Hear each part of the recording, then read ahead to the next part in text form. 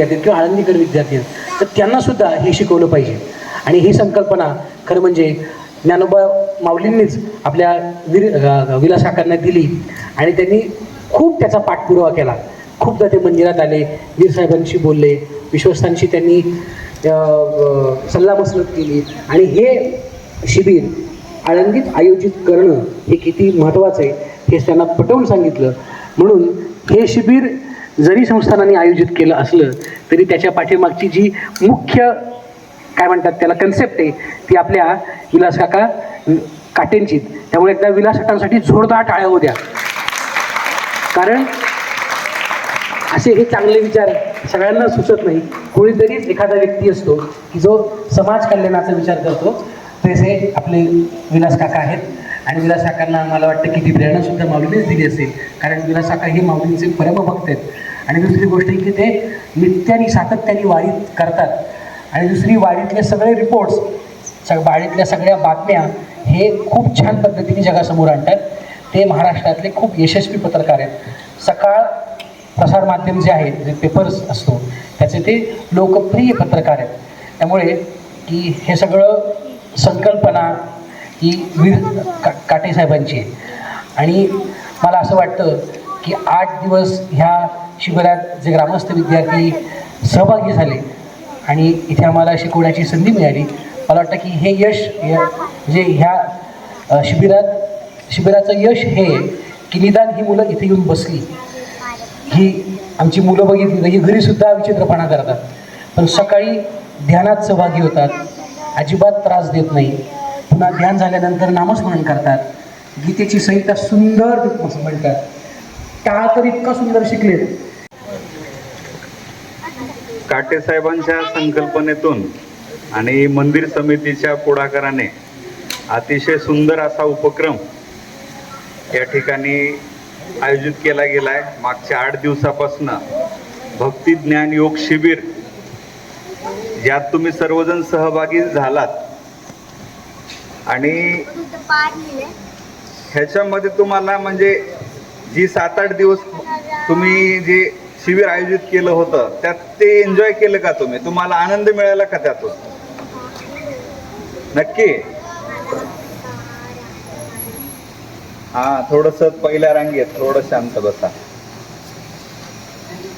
ह्या शिबिरात कोणीतरी सांगेल का की कोणकोणत्या संतांबद्दल तुम्हाला माहिती मिळाली? कोणीही एक जण उठून सांगावं. हा हा तू ओके ओके हा तू सांग. तू तेच होता. ओके हा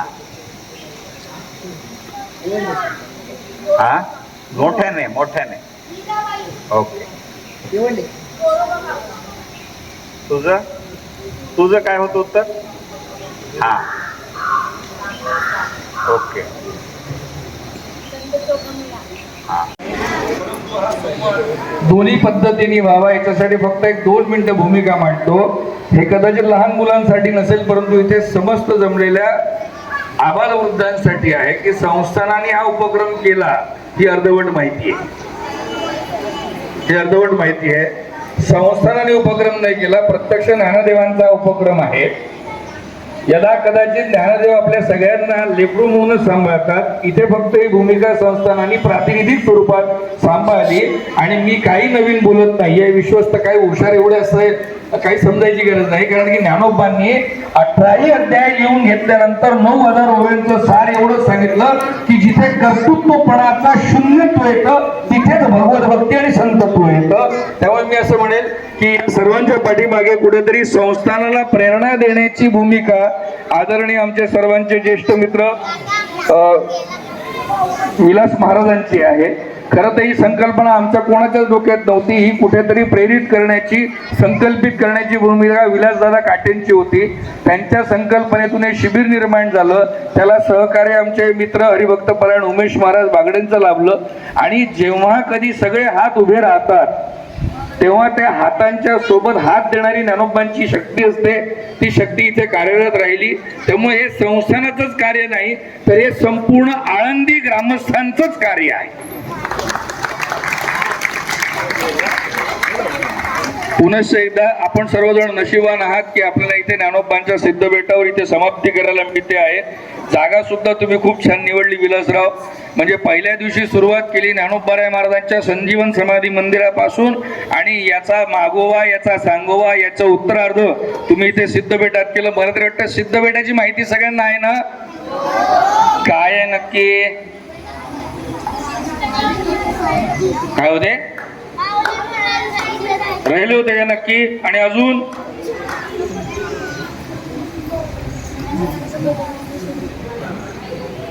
बर हा प्लीज, किती पडली होता? बर ठरला आपला. अजून काय ते? बर, जेव्हा सगळ्यांनी नकारलं, कोणीही जेवायला देत नव्हतं, कोणीही बोलत नव्हतं, त्यावेळेस ज्ञानोबा आणि त्यांचे सगळे भाऊ बंधू जिथे राहिले त्या स्थानाचं नाव सिद्धबेट आहे. इथून आल्यावर माणसाने काय शिकावं? The respect towards our mother and father.